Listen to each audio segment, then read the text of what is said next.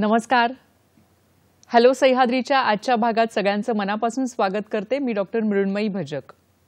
मंडळी, 2024च्या निवडणुकांकडे सगळ्यांचेच डोळे लागलेले आहेत. जबाबदार भारतीय नागरिक म्हणून आपण सगळेजण मतदान करणार आहोतच, पण त्यासाठी मतदार यादीतलं आपलं नाव तपासून घेणं हेही खूप गरजेचं आहे. जर तुमचा पत्ता बदलला असेल किंवा लग्नानंतर मुलींच्या नावामध्ये बदल झाला असेल किंवा इतर कोणताही बदल आपल्या माहितीमध्ये झाला असेल तर त्यासाठी काय करायचं ह्याविषयीचा अतिशय महत्त्वाचा कार्यक्रम आज आपण घेऊन आलेलो आहोत. आजचा विषय जाणून घेऊया. आजचा हॅलो सह्याद्रीचा विषय आहे हॅलो वोटर, मतदान जनजागृती. आणि या अतिशय महत्त्वाच्या विषयावर मार्गदर्शन करण्यासाठी आपण तशाच एका महत्त्वाच्या व्यक्तिमत्वाला, अधिकाऱ्यांना इथं आमंत्रित केलेलं आहे. आज आपल्या बरोबर आहेत महाराष्ट्र राज्याचे मुख्य निवडणूक अधिकारी श्रीकांत देशपांडे सर. सर नमस्कार. कार्यक्रमात आपलं मनापासून स्वागत करते. धन्यवाद. थँक्यू. आज आपण ह्या महत्त्वाच्या विषयावर चर्चा करणार आहोत आणि सरांकडून माहिती जाणून घेणार आहोत. तर कार्यक्रमाला सुरुवात करूया. सर पुन्हा एकदा आपलं स्वागत करते. सर आता सध्या सगळेच जण 2024च्या निवडणुकांची वाट पाहत आहेत आणि एक मतदार म्हणून मतदार देखील उत्सुक आहेत. तर सर सध्या भारत निवडणूक आयोगाचा SSR म्हणजेच स्पेशल समरी रिव्हिजन कार्यक्रम चालू आहे, ज्याला आपण मराठीमध्ये विशेष संक्षिप्त पुनरीक्षण असं म्हणतो. तर नक्की काय आहे, यामध्ये काय काय उपक्रम राबवले जातात? हा महत्त्वाचा आहे की सध्याचा जो संक्षिप्त पुनरीक्षणाचा जो कार्यक्रम चालू आहे त्याच्याबद्दल सगळ्यांना माहिती असण्याची गरज आहे. कारण आपल्याला माहिती आहे की 27 ऑक्टोबरला आपण प्रारूप मतदार यादी जाहीर केलेली आहे आणि प्रारूप मतदार जाहीर करण्याच्या अगोदर आपण काही गोष्टी केलेल्या आहेत. त्याच्यामध्ये पहिली गोष्ट केलेली आहे की मतदार यादींचं आपण शुद्धीकरण केलेलं आहे. बरं.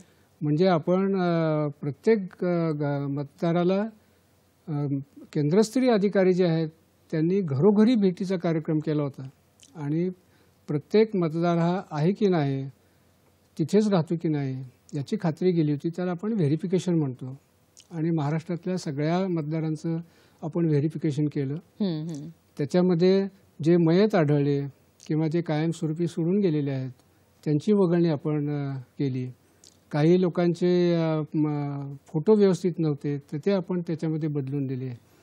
आणि अशा पद्धतीने काम करून आपण मतदार केंद्र जे आहेत त्याचं पण सुसूत्रीकरण केलं. म्हणजे काही मतदान केंद्र आपण नवीन तयार केली मतदारांची संख्या वाढल्यामुळं, किंवा जे पूर्वीचं मतदान केंद्र होतं त्याच्यापेक्षा चांगल्या सुविधा असलेलं मतदान केंद्र जवळ उपलब्ध आहे तर तिथे आपण नवीन जागी शिफ्ट केलं. अशा पद्धतीने सुसूत्रीकरण केलं आणि हे सगळं एक्झरसाइज करून मग आपण हे प्रारूप मतदार यादी आता जाहीर केलेली आहे.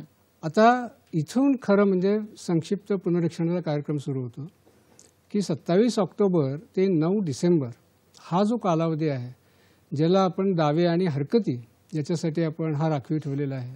म्हणजे या पिरियडमध्ये आपण लोकांना असं आवाहन करतो की त्यांनी आपलं नाव जर त्याच्यामध्ये यादीमध्ये नसेल तर मतदान नोंदणीचा फॉर्म भरावा किंवा त्याच्यामध्ये तपशील बरोबर नसेल तर त्या दुरुस्तीचे फॉर्म भरावेत, अशा पद्धतीचं आवाहन करतो. आणि ही जी मोहीम आहे ती 9 डिसेंबरपर्यंत आपण चालवणार आहोत.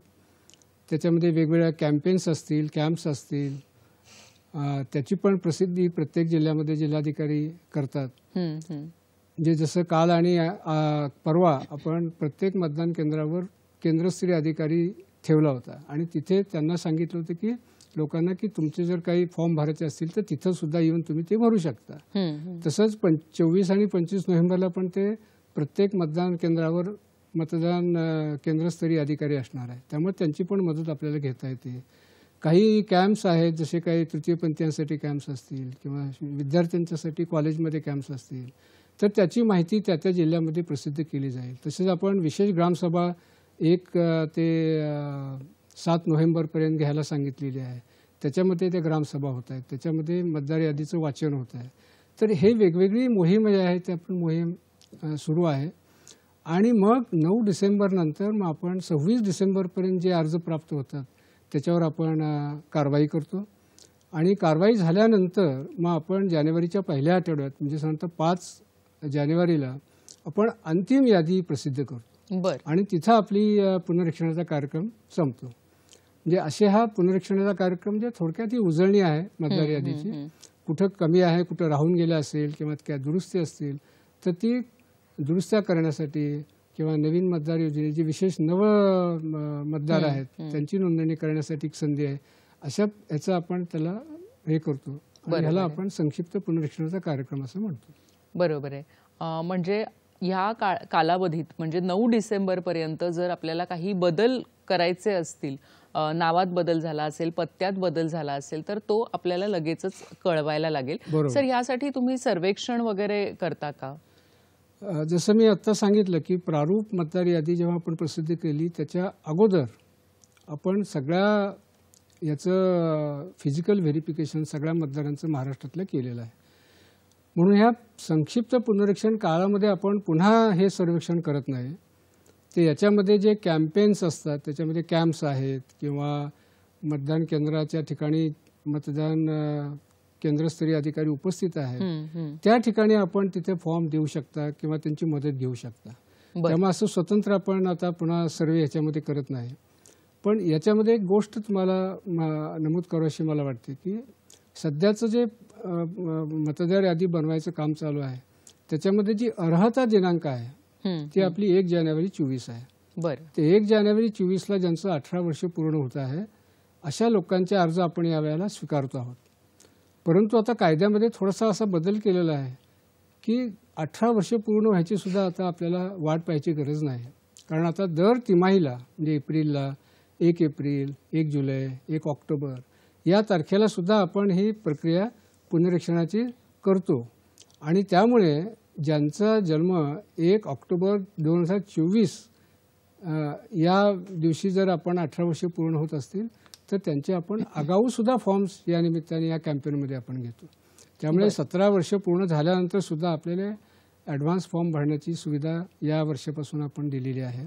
त्यामुळे 18 वर्ष पूर्ण झालेले आहेत किंवा 1 ऑक्टोबर 24ला 18 वर्ष पूर्ण होणार आहेत अशा सगळ्यांनी या कॅम्पेनमध्ये आपले ॲडव्हान्स ॲप्लिकेशन फॉर्म भरावेत अशा पद्धतीची या निमित्ताने आपल्या सगळ्या नागरिकांना एक आव्हान आहे. नक्कीच सर. म्हणजे 17 वर्ष पूर्ण झालेली आहेत तर आपण आगाऊ हा अर्ज भरू शकतो. सर यासाठी कुठले कुठले अर्ज आपल्याला भरणं गरजेचं आहे? आता याच्यामध्ये जे अर्ज आहेत ते नवीन जर तुम्ही मतदार असाल तर त्याला आपण 6 नंबरचा अर्ज आपण त्याला भरायला सांगतो. किंवा जर एखादा मयत झाला असेल आपल्या कुटुंबामध्ये त्यासाठी पण 7 नंबर भरायला सांगतो. आणि जिथे आपल्याला बदल आहेत जसं की आपण स्थलांतर केले एका मतदारसंघातून दुसऱ्या मतदारसंघामध्ये किंवा एका पत्त्यावरून दुसऱ्या पत्त्यावर किंवा आपले काही तपशीलमध्ये काही चुका आहेत तर त्या चुकासुद्धा दुरुस्त करण्यासाठी आपण 8 नंबरचा फॉर्म भरतो. म्हणजे एखाद्याला समजा आपलं मतदान कार्ड हरवलेलं आहे तर त्यासाठी सुद्धा 8 नंबरचा फॉर्म भरून आपण मतदान कार्ड पुन्हा ते मिळवू शकतो. किंवा एखादा अपंग आहे, दिव्यांग आहे अशा व्यक्तींना सुद्धा चिन्हांकित करण्यासाठी आपण 8 नंबरचा फॉर्म वापरू शकतो. आणि चिन्हांकित एवढ्यासाठी करणं महत्त्वाचं आहे की जेव्हा चिन्हांकित करतो एखादे दिव्यांग त्यावेळेला निवडणूक यंत्रणेला समजतं की हे लोक दिव्यांग आहेत आणि त्यांच्यापर्यंत आपण निवडणुकीच्या वेळेला त्यांच्यापर्यंत पोहोचू शकतो, त्यांना सहाय्य देऊ शकतो. चेअर असेल, व्हेकल असेल, व्हीलचेअर असेल अशा पद्धतीची मदत देऊ शकतो. आणि आता इलेक्शन कमिशनने असं रिसेंटली धोरणात्मक निर्णय घेतलेला आहे की ज्या दिव्यांगांचं जे प्रमाण आहे दिव्यांगत्वाचं ते जर 40% वर असेल तर त्यांना सुद्धा घर बसल्या घरून सुद्धा मतदान करता येते अशा पद्धतीचे एक धोरण इलेक्शन कमिशनने ठेवलेलं आहे. त्यामुळं अशा कारणासाठी आपल्याला दिव्यांगाचं चिन्हांकित जर करून घेतलं तर त्याचा निश्चितपणे निवडणूक यंत्रणेला फायदा होतो. आपल्यापर्यंत पोहोचून आपल्याला त्याची मदत करण्याची सुद्धा संधी निवडणूक आयोगाला प्राप्त करून देता येते.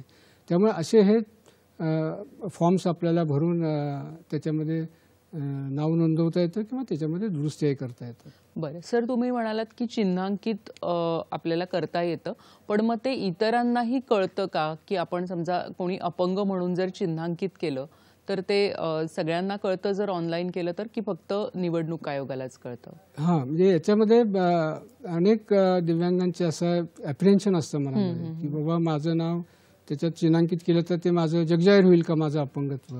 तर तसं नाही आहे. हे फक्त आमच्या इलेक्शन कमिशनच्या डेटाबेसमध्ये ते चिन्हांकित होतं. ते आपल्या रोलमध्ये कुठेही आम्ही त्याच्यामध्ये म्हणत नाही की त्याचं नमूद केलेलं नसतं. त्यामुळे ते पूर्ण गोपनीय असतं. आणि चिन्हांकित केल्यामुळे फक्त निवडणूक यंत्रणेला कळतं की आपल्या मतदार यादीमध्ये कोण कोण दिव्यांग आहेत. बरोबर. आणि त्यांच्यापर्यंत आगाऊ पद्धतीने आपल्याला पोहोचता येतं. एवढाच त्याचा लिमिटेड उद्देश असतो. आणि त्यांना त्या सुविधा देखील आपल्याला पोहोचवता येतात, तुम्ही आता ज्या सांगितल्या त्या अगदी अगदी बरोबर. सर, नवीन मतदार जे असतात तर ते नोंदणीसाठी अर्ज करतात, पण जे जुने मतदार असतात, एकदा नाव मतदान यादीत आलेलं आहे, मग त्याच्यामध्ये काही बदल असतील, पत्त्यांचे बदल असतील किंवा इतर काहीही बदल असतील, तर त्या दुरुस्त्यांसाठी अर्ज करण्यास लोक फारसे उत्सुक नसतात किंवा त्यांना असंही वाटतं की आता एकदा मतदार यादीत नाव आलं की ते कायमचं राहणार आहे. तर अशांसाठी तुम्ही काय सांगाल? अशा नागरिकांना तुम्ही काय आवाहन कराल? मला वाटतं हाच एक महत्त्वाचा तुम्ही प्रश्न विचारलात की हे बदल असतील किंवा त्याच्यात काय दुरुस्ती असतील तर कशासाठी करायच्या. आणि दुरुस्त्या आपण वेगवेगळ्या ह्याच्यामध्ये करतो. काही समजा महिलांचं लग्नानंतरचं नाव बदललेलं असतं, ते आपण दुरुस्त करून बदल करून घेतो. काहींची जन्मतारीख चुकलेली असते किंवा काहींचं लिंगसुद्धा बऱ्याच चुकलेलं असतं किंवा पत्ता बदललेला असतो किंवा मोबाईल नंबर बदललेला असतो किंवा मोबाईल नंबर त्याच्यामध्ये आपण रजिस्टर किंवा नमूद केलेला नसतो. मला वाटतं हे सगळे बदलून घ्यायचं एक 2 कारणं मी आपल्याला देतो की उदाहरणार्थ पत्ता. समजा आपण ज्या पत्त्यावर राहता तिथंच खरं म्हणजे आपण सर्वसाधारण रहिवास धरला जातो आणि आपल्याला मतदानाचा हक्क तिथून प्राप्त होतो. जर निवडणूक यंत्रणा त्या पत्त्यापर्यंत पोहोचली आणि त्यांना असं लक्षात आलं की इथे राहत नाहीत तर आपलं नाव केव्हाही डिलीट होऊ शकतं. बरं. त्याच्यातनं वगळलं जाऊ शकतं. त्यामुळे जिथे तुम्ही राहता तिथे आपण पत्ता असेल तर तो आपल्याला अद्ययावत असणं फार महत्त्वाचं आहे. दुसरी गोष्ट, समजा आमच्या ज्या नोटीस असतात किंवा आम्ही जे मतदान कार्ड जे आहे ते आम्ही स्पीड पोस्टनी पाठवतो आणि हे स्पीड पोस्टनी पाठवल्यानंतर जर तुम्ही त्या पत्त्यावर राहतच नसला तर हे त्यांच्याच हातात आपण हे मतदान कार्ड देतो. त्यामुळं ते परत येण्याची शक्यता आहे. त्यामुळे त्यांच्यापर्यंत त्या सुविधा पोहोचू शकत नाही.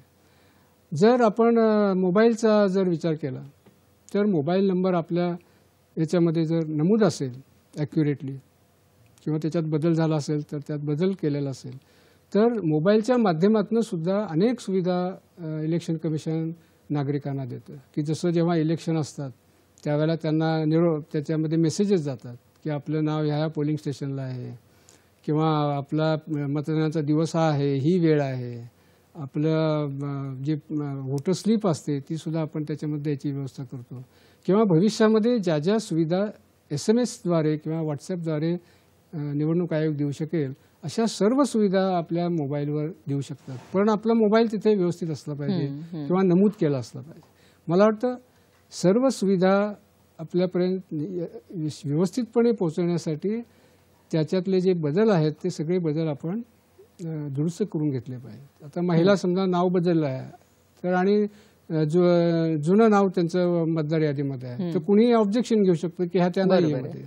त्यामुळे आपल्यालाच ती अडचण येऊ शकते जेव्हा आपण प्रत्यक्ष मतदान करतो. त्यामुळे मला वाटतं हे जे बदल आहेत किंवा ह्यातले जे हे करून घेतले पाहिजेत आणि आपला मतदार म्हणून जो तपशील आहे तो अचूक राहील याची सगळ्या मतदारांनी खात्री करून घेतली पाहिजे. बरोबर आहे. आणि ही सगळी जी प्रक्रिया आहे ती सर आधी केली पाहिजे, कारण बऱ्याचदा असं होतं की मतदानाच्या दिवशी मग खूप गोंधळ उडतो की आमचं नाव या यादीत नाहीये आणि मग मतदार देखील थोडेसे त्यांना त्रास होतो की आपलं नाव शोधण्यामध्ये.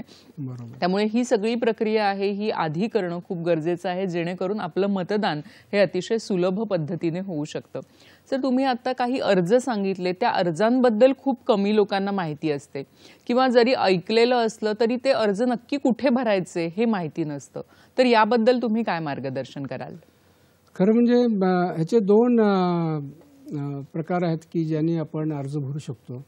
की पहिला जो आहे तो म्हणजे फिजिकल, म्हणजे ज्याला आपण आमच्या वेबसाईटवर अर्ज आहे तो डाउनलोड करून घ्या किंवा छापील अर्जसुद्धा मतदार नोंदणी कार्यालयामध्ये मिळू शकतात.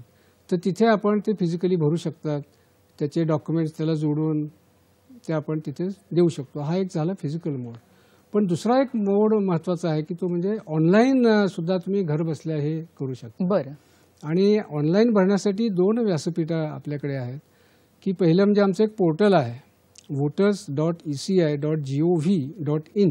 आपल्या स्लाईडमध्ये आपण पाहत असाल तर ते डेस्कटॉपवर आपण उघडून त्या ह्याला जर संकेतस्थळाला जर भेट दिली तर हे सुद्धा आपल्याला ओपन करता येतं. हे व्यासपीठ आहे. दुसरं म्हणजे अगदी मोबाईलवर सुद्धा आपल्याला नाव नोंदणी किंवा सगळ्या सुविधा त्या करता येतात. त्यासाठी एक व्होटर्स हेल्पलाईन ॲप निवडणूक आयोगाचं हे महत्त्वाचं ॲप आहे.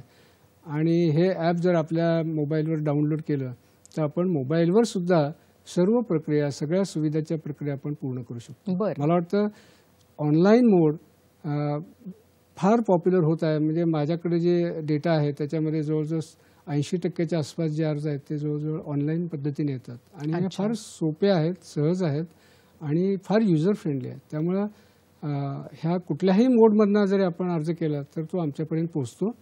आणि विशेष म्हणजे ऑनलाईनमध्ये अर्ज केल्यानंतर त्याचा एक रेफरन्स नंबर जनरेट होतो. आणि हा रेफरन्स नंबरवर आपण आपला स्टेटसही पाहू शकतो. अर्जाचा काय कुठं स्थिती काय आहे त्याच्यात. तर हे सगळं आपल्याला पाहता येतं. त्यामुळे मला वाटतं ऑनलाईन या पद्धतीने मोठ्या प्रमाणात अर्ज आता लोक भरत आहेत आणि ही लोकांना माहिती असण्याची आवश्यकता आहे. बरोबर आहे सर. म्हणजे ऑनलाईन पद्धत ही एक अतिशय सोपी पद्धत आहे. घरबसल्या आपण हे सगळे अर्ज भरू शकतो. सर, हे ऑनलाईन व्यासपीठावरून जो अर्ज भरला जातो तर त्यासाठी काय करावं लागतं?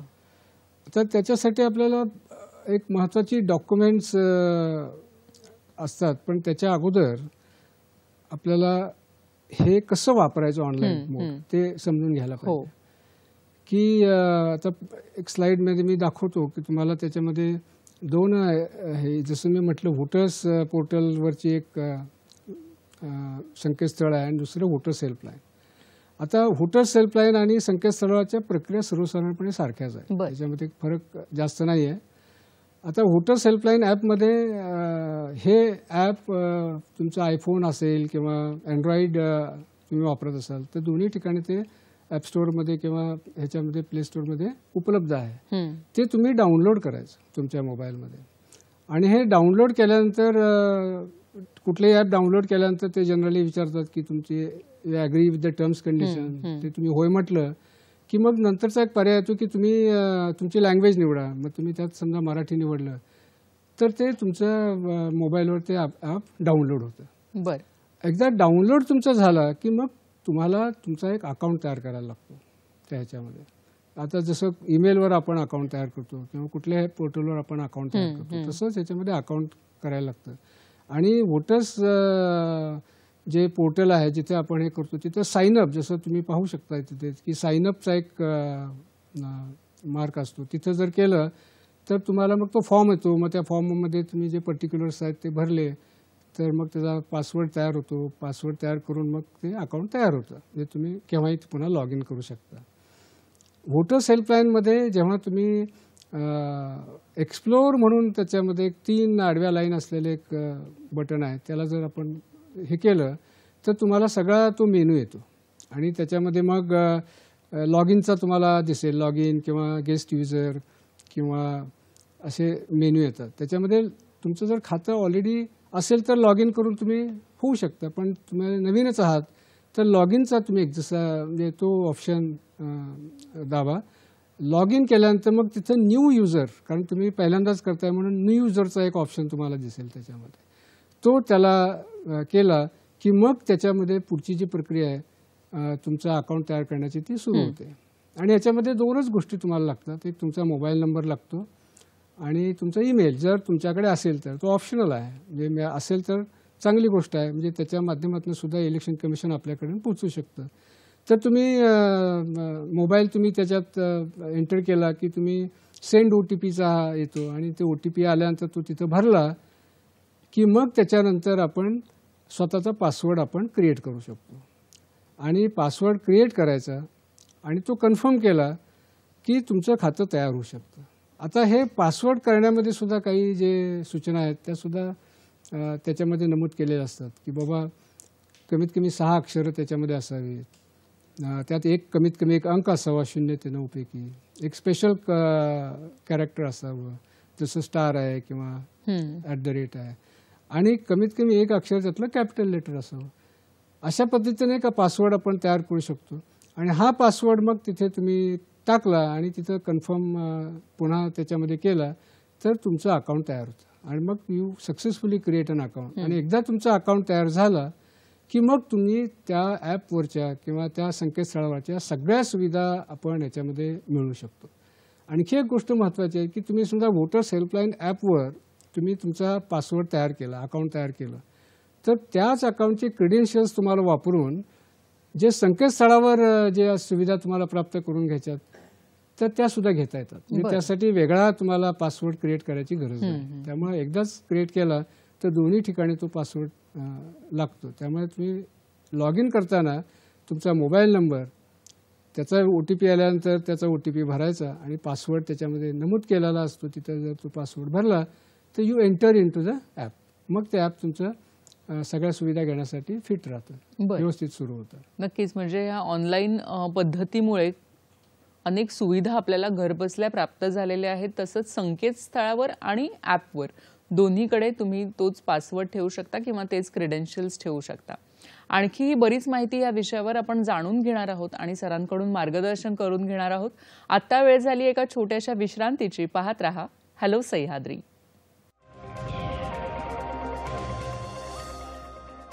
नमस्कार. विश्रांतीनंतर सगळ्यांचं मनापासून स्वागत करते. भारत हे लोकशाही राष्ट्र आहे आणि ह्यामध्ये सर्व नागरिकांना मतदानाचा हक्क आहे.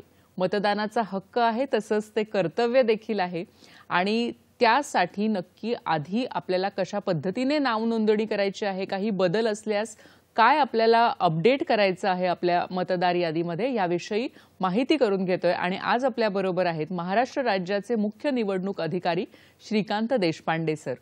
सर, मगाशी तुम्ही सांगितलं की अर्ज कशा पद्धतीने भरायचा, ऑनलाईन पद्धतीने कशा पद्धतीने आपण भरू शकतो, तसंच कोणकोणते दस्तावेज असणं गरजेचं आहे?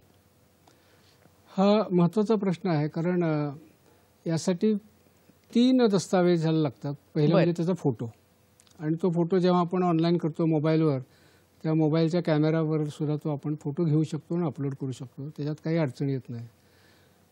त्या व्यतिरिक्त जे 2 पुरावे आहेत ते म्हणजे वयाचा पुरावा. कारण 18 वर्षापेक्षा त्याचं वय जास्त असणं गरजेचं आहे.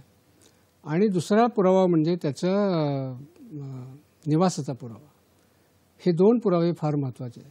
आणि जसं मागाशी मी तुम्हाला सांगितलं की 1 जानेवारी 24 याला 18 वर्षे पूर्ण करणाऱ्यांनी आत्ता अर्ज जसे भरू शकतात, तसं 1 ऑक्टोबर 24ला पूर्ण करणारे 18 वर्षे पूर्ण करणारे जे आहेत त्यांच्यासाठी सुद्धा आपण अर्ज गोळा करायचे आपण या कॅम्पेनमध्ये घेतलेलं आहे, ठरवलेलं आहे. त्या पद्धतीने हे लागतं. वयाचा जर पुरावा जर आपण पाहिला तर त्याच्यामध्ये निवडणूक आयोगानं अनेक ऑप्शन्स दिलेले आहेत. जसं त्याचा जन्माचा तारखेचा दाखला असेल, नगरपालिकेने, महानगरपालिके जो ऑथॉरिटी असेल त्यांनी इश्यू केलेला. आधार कार्डमध्ये सुद्धा आपल्याला जन्मतारीख नमूद असते. भारतीय पासपोर्ट जो आहे त्याच्यामध्ये असते. तसंच एखादं कुठलंही 10वीचं किंवा 12वीचं सर्टिफिकेट जे असतं किंवा मार्कशीट असतं तिथं सुद्धा जन्मतारीख नमूद असते. ड्रायव्हिंग लायसन्स आहे, पॅन कार्ड आहे. तर मला वाटतं यातलं कुठलंही ऑप्शन्स आपण एक्झरसाइज करू शकतो जे आपल्याला उपलब्ध आहे. त्यामुळे निवडणूक आयोगाने असे अनेक ऑप्शन्स वयाच्या दाखल्यासाठी दिलेले आहेत. आणि दुसरं जे आहे ते निवासाचा पुरावा. ते निवासाच्या पुराव्यामध्ये सुद्धा असे डॉक्युमेंट्स आहेत की जिथे निवासाचा पत्ता तुमचा लिहिलेला असतो. ते पासपोर्टवर लिहिलेला असतो, आधार कार्डवर लिहिलेला असतो, किंवा जर तुमचं भाड्याने घर असेल तर भाडे करारावर असतो, किंवा तुमच्याकडे युटिलिटीज जे असतात जसं वीज बिल आहे किंवा गॅस कनेक्शनचं बिल आहे, टेलिफोनचं बिल आहे, किंवा स्वतःचं घर मालकीचं असेल तर त्याचा दस्तावेज कुठला जो असेल तो. त्याच पद्धतीने एखाद्या बँकेमध्ये तुमचं खातं असेल तर त्याचं पासबुकसुद्धा त्यासाठी आपण ग्राह्य धरतो. किंवा तुमच्याकडे एखादा महसूल खात्याचा काही दस्तावेज असेल की ज्याच्यामध्ये तुमच्या पत्त्याचा उल्लेख असतो तर असे अनेक ऑप्शन्स आपण याच्यामध्ये दिले आहेत. त्यामुळे यातला कुठलाही पुरावा आपण देऊ शकतो. आणि जेव्हा आपण फॉर्म भरतो त्यावेळेला वयासाठी कुठला तुम्ही पुरावा देता त्याची पण ड्रॉपडाऊन मेनू येतो आणि त्याच्यामधून तुम्ही यापैकी कोणी सिलेक्ट करू शकता आणि ते अपलोड करू शकता. त्यामुळं ही बेसिक डॉक्युमेंट्स आपल्याला आवश्यक आहे. बरोबर आहे सर. वयासाठी आणि पत्त्यासाठी खरं तर अनेक पर्याय उपलब्ध आहेत, अनेक दस्तावेज आहेत. पण समजा जर कोणाकडे ह्यापैकी काही नसतील दस्तावेज तर मग आपल्याला अर्ज भरता येऊ शकतो का? मला वाटतं तरीसुद्धा आपल्याला भरता येतो. कारण याच्यामध्ये जे दस्तावेज नमूद केलेले आहेत जे आत्ता मी आपल्याला सांगितले त्याच्यामध्ये कुठलाही दस्तावेज आपल्याकडे असेल तर देऊ शकता. परंतु याच्यामध्ये जर दस्तावेज आपल्याकडे कुठले उपलब्ध नसतील तर आणखी एक ऑप्शन त्याच्यामध्ये दिलेला असतो, अदर्स म्हणून. त्यामुळे अदर्स म्हणून जर तुम्ही टिक केलं आणि त्या व्यतिरिक्त तुमच्याकडे कुठलाही जर दस्तावेज असेल, म्हणजे समजा राशन कार्ड असेल किंवा जे कुठलाही असेल याच्यामध्ये नमूद केलेलं नसेल, अशा अनेक दस्तावेज आपल्याला मिळू शकतील. त्यातलं तुम्ही अपलोड करू शकता. म्हणजे केवळ हे जे नमूद केलेले आहेत तेवढेच पाहिजेत असं काही नाही. त्याच्या व्यतिरिक्त असतील पण ते व्हॅलिड असले पाहिजेत, ते सुद्धा आपण देऊ शकता. काही कॅटेगरीमध्ये कुठलेच तुम्हाला उपलब्ध नसतात. उदाहरणार्थ समजा बेघर जर आपण पाहिले किंवा तृतीयपंथी आहे, अनेक लोकांच्याकडे आपण पाहतो की यांच्याकडे कुठलेही डॉक्युमेंट नसतात. त्यामुळे जन्मतारखेचा दाखला नसतो, निवासाचा पत्ता नसतो, काहीच नसतं. तर अशा कॅटेगरीज जे बेघर आहे, देहव्यवसाय करणाऱ्या महिला आणि तृतीयपंथी आणि अगदी लेटेस्ट आम्ही भटक्या आणि विमुक्त जमाती त्यात इन्क्लूड केलेल्या आहेत की यांना एक सेल्फ डिक्लेरेशन, ज्याला स्वघोषणापत्र आपण म्हणू शकतो, असं आपण घोषणापत्र त्यांच्याकडनं घेऊ शकतो. म्हणजे बाकी कुठलेही डॉक्युमेंट त्यांना द्यायची त्यावेळेला गरज राहत नाही. आणि हे घोषणापत्र काय असतं बेसिकली, तर त्याच्यामध्ये तो लिहिलं की त्याच्यामध्ये की माझं नाव अमुक अमुक आहे, माझा जन्मतारीख अमुक अमुक आहे आणि रहिवासाचा पत्ता खालीलप्रमाणे आहे आणि तो सही करतात. एवढंच डिक्लेरेशन लागतं. आणि मग हे डिक्लेरेशन दिल्यानंतर कुठल्याही कागदपत्राची गरज राहत नाही. मग आमचं जे मतदार केंद्रस्तरीय अधिकारी असतात ते त्या पत्त्यावर ॲक्च्युली भेट देतात, फील्ड व्हिजिट करतात आणि त्या फील्ड व्हिजिटमध्ये ते तपासतात की तो खरंच तिथं राहतो का. आणि मग त्याची खात्री केल्यानंतर मग तसा अहवाल दिल्यानंतर त्याच्यावर आपण कारवाई करतो आणि ते अर्ज आपण गृहीत धरतो आणि त्याचे अप्रूव्ह करतो, मंजूर करून घेतो. त्यामुळे या विशेष कॅटेगरीसाठी आपल्याला याची म्हणजे आवश्यकता नसते. पण त्यांच्याकडे जर असतील तर ती चांगलीच गोष्ट आहे, त्याला स्वघोषणापत्र द्यायची गरज नाही. पण नसतील तर हा पर्याय निवडणूक आयोगाने दिलेला आहे. पण एक महत्त्वाची गोष्ट मला सांगायची आहे की आपण हे जे डॉक्युमेंट्स आहेत ते कुठल्या फॉर्मॅटमध्ये आपण अपलोड करतो ऑनलाईन, तर त्याला 2 फॉर्मॅट आहे. इमेज फॉर्मॅटमध्ये एक JPG फॉर्मॅट आणि JPEG फॉर्मॅट. या फॉर्मॅटमध्येच फक्त आपण हे ॲक्सेप्ट करतो, आपल्या मोबाईलमध्ये असतील किंवा आपल्या संकेतस्थळावरचा जो फॉर्म भरतो त्याच्यामध्ये. त्यामुळे असे जे तुमचे डॉक्युमेंट असतात त्याचे तुम्ही फोटो काढून घ्या, तुमच्या फोटो गॅलरीमध्ये सेव्ह करून ठेवा आणि ते तुम्ही ह्याच्यामध्ये अपलोड करू शकता. फक्त एकच काळजी घ्यायला लागते की याचा साईज जो आहे त्याला मर्यादा आम्ही ठेवलेली आहे की प्रत्येक डॉक्युमेंटची साईज 2 MB पेक्षा जास्त नसावी. मॅक्सिमम 2 MB आहे. तर ती काळजी जर घेतली तर आपल्याला डॉक्युमेंट अपलोड करण्यासाठी काहीही आपल्याला प्रॉब्लेम येत नाही. फक्त ही जी सगळी डॉक्युमेंट तुम्ही द्याल ती फक्त सेल्फ अटेस्ट करा. म्हणजे त्या प्रत्येक डॉक्युमेंटवर तुम्ही स्वतःची एक स्वाक्षरी करा. म्हणजे ते सेल्फ अटेस्टेड डॉक्युमेंट्स अपलोड जेव्हा त्या ॲपमध्ये फॉर्म भरताना सांगतील तुम्ही आता अपलोड करा, त्यावेळेला हे फोटो त्याचे काढू शकतो किंवा फोटो गॅलरीमध्ये जे आपण सेव्ह केलेले आहेत ते आपण अपलोड करू शकतो. त्याच्यात काही अडचण येत नाही. बरोबर आहे सर. सरांनी अतिशय सविस्तर अशी माहिती दिलेली आहे. जर तुमच्या डॉक्युमेंटचा साईज जर जास्त असेल तर त्याला आपण 2 MB पर्यंतचा साईज करून घेऊ शकतो आणि ते अगदी सोप्या पद्धतीने अपलोड होऊ शकतात. सर, आता मतदार नोंदणीचा ऑनलाईन अर्ज हा कसा भरायचा, तर याबद्दल मार्गदर्शन कराल का? मला वाटतं हा आपला आजच्या चर्चेचा फार महत्त्वाचा भाग आहे. कारण मगाशी सांगितलं की व्होटर हेल्पलाईन आता ॲप तुम्ही डाउनलोड केलं असं आपण गृहीत धरू, अकाउंट निर्माण केला किंवा वेबसाईटवर तुम्ही जाऊन त्याचा अकाउंट निर्माण केला, तर दोन्ही पद्धतीने भरायची जी प्रक्रिया ती सर्वसाधारणपणे सारखीच आहे. बरं. आता मी समजा व्होटर हेल्पलाईनबद्दल पाहिलं तर त्याच्यामध्ये जो होमपेज आहे त्याचं एक्सप्लोर केल्यानंतर, तर त्या होमपेजवर तुम्हाला वेगवेगळे ऑप्शन्स येतात व्होटर सर्व्हिसेसच्या नावाखाली. आणि मग त्याच्यामध्ये न्यू व्होटर्स रजिस्ट्रेशन फॉर्म असतो नंबर 6, त्याच्यानंतर डिलिशन असेल तर 7 नंबर, करेक्शन्स असतील तर 8 नंबर, आधार तुम्हाला अपडेट करायचं असेल तर 6B नंबर, तुमच्या अर्जाचा तपशील बघायचा असेल तर स्टेटस ऑफ ॲप्लिकेशन, तुम्हाला तक्रार जर काही करायची असेल तर तीही तक्रार तुम्हाला करता येते आणि मग त्या तक्रारीचा सुद्धा तुम्हाला स्टेटस पाहता येतो. अशा अनेक सुविधा त्याच्यामध्ये दिलेल्या आहेत. आणि जर संकेतस्थळावर गेला तर तुम्हाला ऑप्शन दिसेल की new registration for general electors, तर तो तुम्ही ऑप्शन केला तर मग पुढची प्रक्रिया आपोआप सुरू होते. आता हे करत असताना ह्या अनेक ह्याच्यामध्ये आपल्याला सेक्शन्स येतात त्या अर्जामध्ये आणि सेक्शन्स खूप सोपे असतात. वेगवेगळे त्यातले भाग असतात. जसं तुम्ही तुमचं राज्य निवडा, कुठल्या जिल्ह्यात आहे निवडा, कुठली विधानसभा किंवा लोकसभा मतदारसंघ आहे तो निवडा, म्हणजे कुठल्या मतदारसंघासाठी तुम्ही अर्ज भरताय. नंतर तुमचा वैयक्तिक तपशील असतो, तुमच्या नातेवाईकांचा तपशील असतो, संपर्क असतो, तुमचा आधाराचा तपशील असतो. आधार आता आपण व्हॉलंटरी केलेला आहे त्यामुळे आधार कंपल्सरी नाही आहे, परंतु तुम्ही ती देऊ शकता. जन्मतारखेची माहिती, नंतर पत्त्याची माहिती, हे सगळे जे आहेत ते सगळे त्या अर्जात जसं जसं आपण पुढे जाऊ तसं तसं एक एक एक एक सेक्शन आपण त्याच्यामध्ये जसं ते प्रॉम्प्ट करेल की तुम्ही आता ही माहिती भरा, तशी आपल्याला ती भरता येते. आता उदाहरणार्थ जो पहिला टप्पा जसं सांगितलं section A, section B, section C असे आपण पाहिले, तर पहिल्या ह्याच्यामध्ये आपण आपले निवड करतो राज्याची, जिल्ह्याची आणि मतदारसंघाची.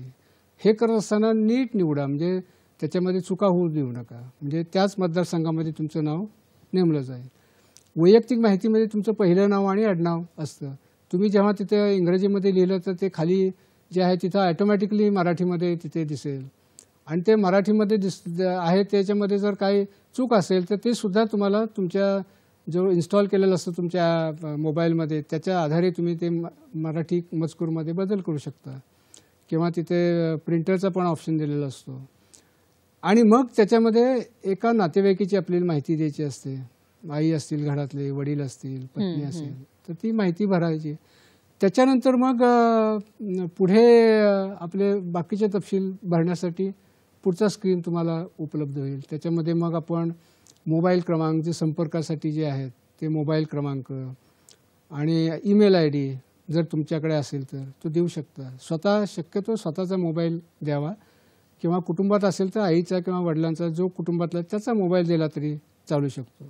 पण हा मोबाईल नमूद केल्यानंतर पुन्हा त्याचा OTP येतो आणि त्या OTP व्हेरीफाय झाल्यानंतरच ती पुढची प्रक्रिया मग सुरू होते. आणि मग आधार तपशील आपण देऊ शकतो, आपलं लिंग त्याच्यामध्ये नमूद करू शकतो आणि मग त्याच्या पुढच्या टप्प्यामध्ये आपण जन्मतारखेकडे येतो आणि जन्मतारखेची माहिती आपल्याला ते प्रॉम्प्ट करतात की तुम्ही भरा. त्याच्यामध्ये सुद्धा ते कॅलेंडर येतं आणि त्या कॅलेंडरमध्ये तुम्ही वर्ष निवडू शकता, महिना निवडू शकता, दिवस निवडू शकता, म्हणजे ती जन्मतारीख आपण त्याच्यामध्ये नमूद करू शकतो. काही लोकांच्या जन्मतारखेचा कुठलाही पुरावा नसतो, मग पण त्यांना वय माहिती असतं फक्त, मग माझं 30 वय आहे, 35 वय आहे, तर तोही त्याच्यामध्ये ऑप्शन आपण दिलेला आहे की त्यांचं वयसुद्धा ते फक्त नमूद करू शकतात. आणि अशी बेसिक माहिती भरल्यानंतर मग नंतर पुढचा स्क्रीन येईल की तुम्ही तुमचा जो निवासाचा पत्ता आहे तो भरा. मग त्याच्यामध्ये तुमचा घर क्रमांक असेल, फ्लॅट असेल, गाव, शहर, त्याचा रस्ता, हा पत्ता फार महत्त्वाचा आहे. कारण इथं जिथं तुम्ही व्यवस्थितपणे लिहिला तर त्याच्यामध्ये काही चुका होणार नाही. आणि जो आपण इंग्रजीमध्ये लिहू त्याचं मराठी खाली येतं, त्यामुळे मराठी पण व्यवस्थित आहे याची पण खात्री करा. कारण बऱ्याच वेळेला आपण तुमचं जे एपिक कार्ड आहे ते आपण स्पीड पोस्टनी पाठवतो, त्यामुळे हे स्पीड पोस्टनी त्याच पत्त्याला जाईल याची खात्री होते. त्यामुळे पत्ता अचूक राहील हे मतदारांनी पाहणं फार गरजेचं आहे आणि तो सहज सापडेल कोणालाही अशा पद्धतीचं. म्हणजे काही समजा तिथे बारीक सारीक तुमचे डिटेल्स असतात ते जर लिहिले तरी चालतात. म्हणजे हे सगळे रकाने जर आपण व्यवस्थित भरले तर आपल्याला नोटीस असेल, व्होटर स्लिप असेल किंवा एपिक कार्ड जे आहे ते तुमच्या आहे त्या पत्त्यावर तुम्हाला ते मिळू शकतं. आणि मग नंतरच्या टप्प्यामध्ये ते प्रॉम्प्ट करतं की तुमचं अपंगत्वाचा जर काही डिटेल्स असतील तर ते भरा. जर समजा तुम्ही अपंग असाल, दिव्यांगाच्या जे डिटेल्स आहेत की कुठल्या प्रकारामध्ये तुमचं दिव्यांगत्व येतं आणि त्यात दिलेल्या प्रकारामध्ये नसेल तर इतर तुम्ही टिक करू शकता आणि ती माहिती भरू शकता. त्याची टक्केवारी किती आहे ती माहिती भरू शकता. आणि मग त्याच्यामध्ये आपण जिथे राहतोय पत्त्यावर, त्या पत्त्यामधल्या कुटुंबामधल्या कोणाचा तरी एक एपिक नंबर जो त्याच्याकडे व्होटर आयडेंटिटी कार्ड आहे त्याचे डिटेल्स द्यावेत.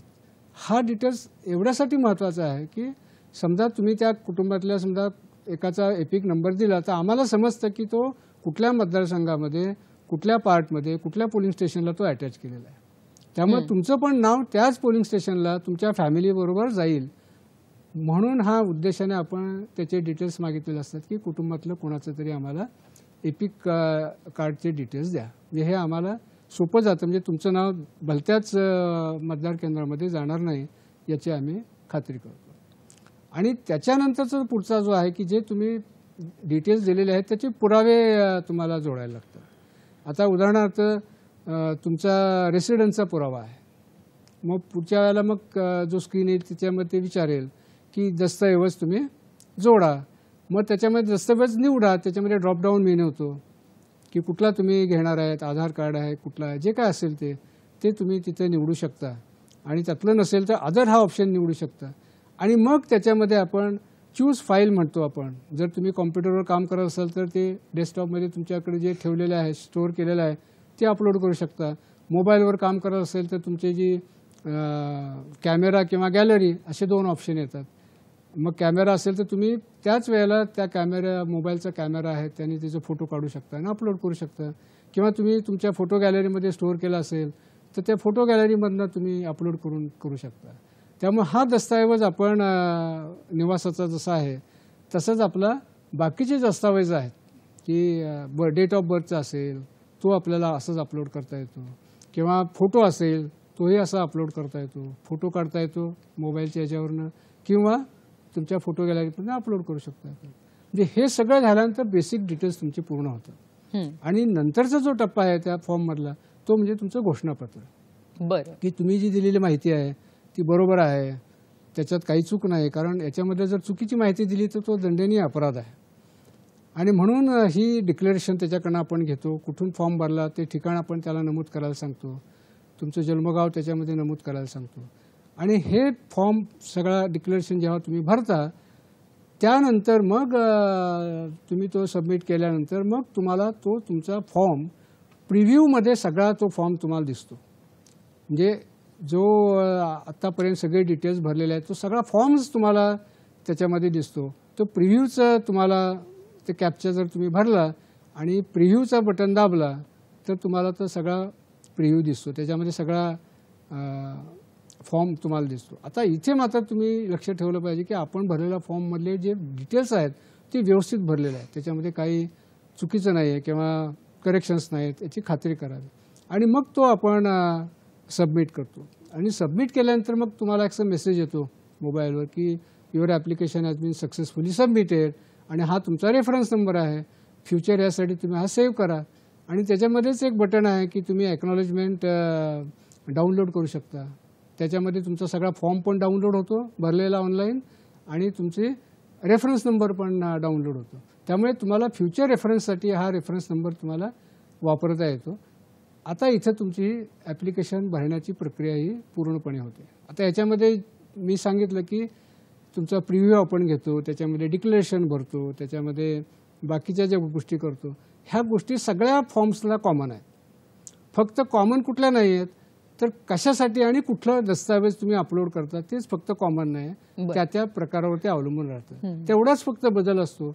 पण ही सगळी प्रक्रिया आणि हे सगळे फीचर्स ह्या प्रत्येक फॉर्ममध्ये असतात. त्यामुळे इथे आपण हे फॉर्म पूर्ण स्वीकारल्यानंतर मग त्याची प्रक्रिया पुढची सुरू होते. बरोबर आहे सर. तुम्ही हे अगदी सविस्तर सांगितलेलं आहे आणि मला वाटतं की हे करताना अतिशय सोपं अशी ही प्रक्रिया आहे. सर तुम्ही मगाशी दुरुस्त्या आणि काही बदल असतील तर त्याच्याबद्दल आपण बोलत होतो, तर त्याचाही अर्ज आपल्याला ऑनलाईन भरता येईल का? हां, आता याच्यासाठी आपण 8 नंबरचा फॉर्म जो आहे जे सुरुवातीला आपण दाखवतो एक्सप्लोररमध्ये वेगवेगळे ऑप्शन्स आहेत. जसं 6 नंबरचा नवीन रजिस्ट्रेशनसाठी, तसं 8 नंबरचा बदलांसाठी. तर 8 नंबर त्यासाठी आपल्याला भरायला लागतो.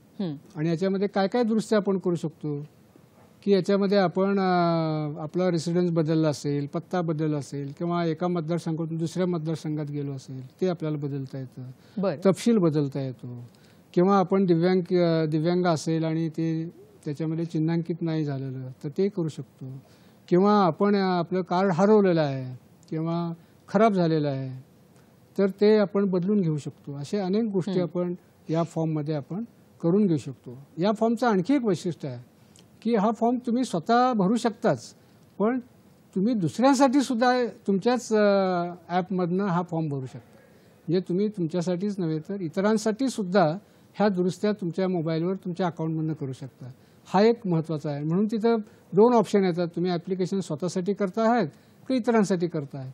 स्वतःसाठी असेल तर तो होतोच, पण इतरांसाठी सुद्धा आपल्याला तुमच्या मोबाईलमधलं जे ॲप आहे ते आपल्याला त्या मदतीनं आपल्याला ते करता येतं. बरोबर आहे सर. म्हणजे या एकाच अर्जावरून आपल्याला हे सगळं करता येतंय. आपण हे सगळे अर्ज सर आपण क्रमाने पाहूया का? म्हणजे सगळ्यात महत्त्वाचं आहे ते स्थलांतराविषयी. बरोबर. त्याविषयी तुम्ही खरं तर मगाशी सांगितलेलंच आहे. तर हा अर्ज कसा भरायचा याविषयी जरा मार्गदर्शन कराल? आता जसं शिफ्टिंग ऑफ रेसिडेन्स हा एक पर्याय आपल्या ह्याच्यामध्ये येतो 8 नंबरमध्ये. जेव्हा 8 नंबर तुम्ही फॉर्म वापरता तेव्हा अनेक पर्याय आहेत. त्यातला शिफ्टिंग ऑफ रेसिडेन्स. आता शिफ्टिंग ऑफ रेसिडेन्समध्ये 2 भाग असतात. एक म्हणजे तुम्ही मतदारसंघातूनच दुसऱ्या मतदारसंघात जात असाल तर त्याला आउटसाईड असेंब्ली कॉन्स्टिट्युन्सी आपण हा पर्याय निवडायला लागतो. पण तुम्ही पत्ता बदललेला आहे परंतु मतदारसंघ तुमचा बदललेला नाही तर तिथं मात्र विदिन असेंब्ली कॉन्स्टिट्युन्सी तुम्ही पर्याय नेमू शकता. त्यामुळं हा फॉर्म भरताना मग आपल्याला काय भरायला लागतं फक्त, कारण मतदारसंघ बदलल्यानंतर फक्त तुम्हाला पत्ताच बदलायला लागतो. त्यामुळं या अर्जामध्ये तुमचा जर तुम्ही एका मतदारसंघातून बाहेर जर गेला असेल दुसऱ्या मतदारसंघात तर मात्र तुम्ही त्यातलं राज्य निवडा, जिल्हा निवडा आणि मतदारसंघ निवडा. म्हणजे त्याची खात्री होते की तुम्ही बरोबर त्याच मतदारसंघामध्ये तुमचं शिफ्टिंग होत आहे. आणि ते झाल्यानंतर मग तुम्हाला तुमचा आधार क्रमांक असेल, संपर्क क्रमांक असेल ती माहिती रुटीनली विचारली जाते. आणि त्यानंतर तुमचा निवासाचा जो आहे तर ते आपल्याला तिथे भरायला लागतं. बरं. की बाबा तुमचा घर नंबर असेल, रोड असेल, जे काय असेल तर तो बदललेल्या पत्त्याचा तपशील तिथे तुम्ही भरा आणि तो व्यवस्थित भरा. त्याच्यात काही बदल होणार नाही किंवा त्याच्यामध्ये सापडण्यामध्ये काही प्रॉब्लेम होणार नाही अशा पद्धतीने तो ॲक्युरेटली भरा. आणि मग त्याचा एव्हिडन्स म्हणून तुम्ही कुठला दस्तऐवज करता आहात तर ते तुम्ही पुन्हा दस्तऐवज कुठलं त्याच्यामध्ये सबमिट करतायत ते निवडा आणि त्याच्या मदतीने मग ते अपलोड करा. तुमच्या फोटो गॅलरीमधनं अपलोड करा किंवा त्याचा फोटो काढून अपलोड करा किंवा तुमच्या कॉम्प्युटरमध्ये सेव्ह केला असेल तर त्याच्यातून अपलोड करा. तर इथं मग ही प्रक्रिया सुरू होते. बाकीच्या जशा प्रक्रिया मी सांगितल्या की तुम्ही फॉर्म भरल्यानंतर त्याचा प्रिव्ह्यू दिसतो आणि त्याच्यानंतर तुमचे सगळे डिटेल्स तुम्हाला पाहू शकता.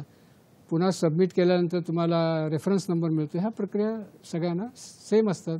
तुम्ही तुमचा फॉर्म सेव्ह करू शकता डाउनलोड करून, रेफरन्स नंबर सेव्ह करू शकता आणि एवढाच भाग फक्त मी जो आपल्याला अपलोड करायचा आहे आणि नमूद करायचा आहे तेवढ्याबद्दल याच्यामध्ये सांगितलं. तेवढं केलं तर तुमचा स्थलांतराचा पूर्ण अर्ज त्याच्यामध्ये स्वीकारला जातो. बरोबर आहे सर. ही खूप महत्त्वाची माहिती आहे कारण अनेक जणांना नोकरीनिमित्त, व्यवसायानिमित्त खूप जास्त वेळा स्थलांतर करावं लागतं. तर त्याचा नक्कीच फायदा होईल आणि मला वाटतं यावेळी अर्ज देखील अधिक येतील. सर, अर्ज क्रमांक 8 मध्येच आपण सांगितलं होतं की दिव्यांग मतदारांनी जे चिन्हांकन करायचं असतं तर त्या अर्जाविषयी देखील तुम्ही बोलला होतात. तर ह्याबद्दल आम्हाला अधिक माहिती मिळेल का? आता याच्यामध्ये जसं दिव्यांग चिन्हांकित करणं किंवा इतर जे तपशील आहे ते दुरुस्त्यामध्ये येतं. बरं.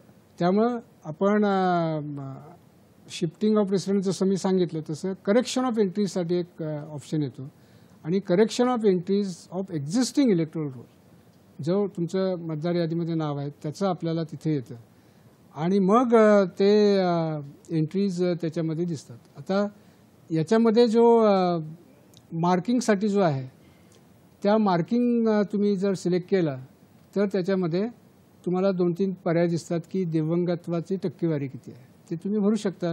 30%, 40% जो असेल तो भरलाच पाहिजे असं नाही, पण भरल्यानंतर त्याचे फायदे असे असतात की तुम्हाला 40%च्या वर असेल तर तुम्हाला घरून मतदान करता येतं आणि मग त्याचे बाकीचे कुठले जे अपंगत्वाचे जे प्रकार आहेत ते कुठल्या प्रकारामध्ये तुम्ही येता त्याची माहिती भरायला लागते.